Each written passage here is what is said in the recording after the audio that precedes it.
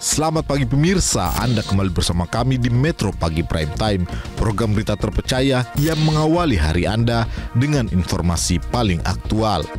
Pagi ini kami telah merangkum 3 berita terpopuler yang wajib Anda ketahui. Siapkan kopi Anda karena hari ini dimulai dengan berita yang menggugah. Informasi pertama pemirsa, Polres Subang bersama PT Pertamina EP menyelidiki penyebab ledakan pipa gas di stasiun pengumpul Desa Cidahu, Kabupaten Subang, Jawa Barat yang terjadi pada Selasa dini hari. Kapolres Subang, AKBP Doni Wicaksono mengatakan akibat ledakan ini 2 orang petugas Pertamina mengalami luka-luka dan dievakuasi ke rumah sakit. Doni memastikan tidak ada warga yang menjadi korban dalam insiden tersebut. Pihak Pertamina memastikan area ledakan jauh dari permukiman dan meminta warga tidak panik.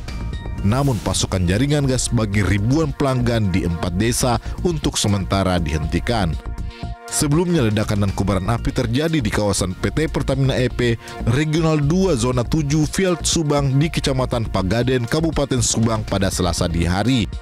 Namun pada pukul 6:41 waktu Indonesia Barat, api berhasil dipadamkan. Aktivitas di dalam Pertamina sendiri sudah diberhentikan. Kami dari pihak kepolisian, termasuk dari teman-teman TNI, juga melakukan pengamanan di lokasi tempat kejadian, yaitu dengan mengambil langkah-langkah mengamankan lokasi dengan radius parameter yang sudah ditentukan, sehingga baik dari petugas termasuk masyarakat juga sudah kita jauhkan sesuai dengan parameter yang disampaikan Pertamina dari posisi aman. Mantan staf khusus ex-Kemendikbudristek Nadiem Makarim Fiona Handayani memenuhi panggilan Kejaksaan Agung pada Selasa. Fiona menjadi saksi dalam kasus dugaan korupsi pengadaan sistem Chromebook di Kemendikbudristek. Fiona tiba dampingi kuasa hukumnya Indra Haposan Siombing dan langsung masuk ke Gedung Bundar Kejagung.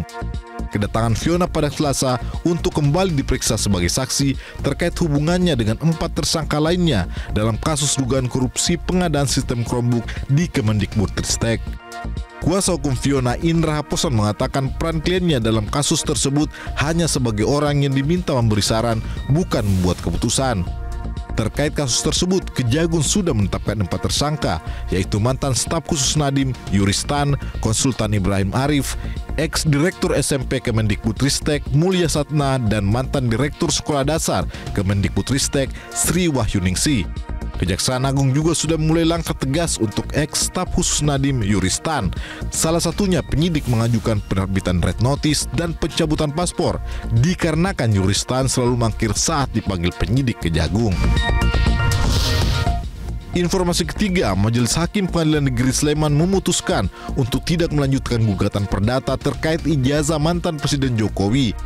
Gugatan atas nama Komarudin itu gugur setelah hakim menerima keberatan yang diajukan oleh tergugat. Sidang pembacaan putusan sela dilakukan melalui sistem peradilan elektronik. Majelis hakim telah bermusyawarah dan menjatuhkan putusan sela menerima eksepsi dari tergugat, yakni 8 pihak dari UGM. Juru bicara Pengadilan Negeri Sleman, Agun Nugroho, menyatakan pengadilan tidak memiliki kewenangan untuk mengadili perkara itu. Persoalan ijazah sarjana Jokowi menjadi kewenangan Komisi Informasi Publik atau Pengadilan Tata Usaha Negara. Secara terpisah, penggugat ijazah Jokowi di PN Sleman warga Makassar, Komarudin, menyatakan akan menempuh banding terhadap putusan sela tersebut. Demikian rangkuman berita pagi ini di Metro Pagi Prime Time. Tetaplah bersama kami untuk informasi terkini sepanjang hari karena dunia terus bergerak dan kami ada di sini untuk memastikan Anda tetap terdepan. Jelajahi cara baru mendapatkan informasi. Download Metro TV Extend sekarang.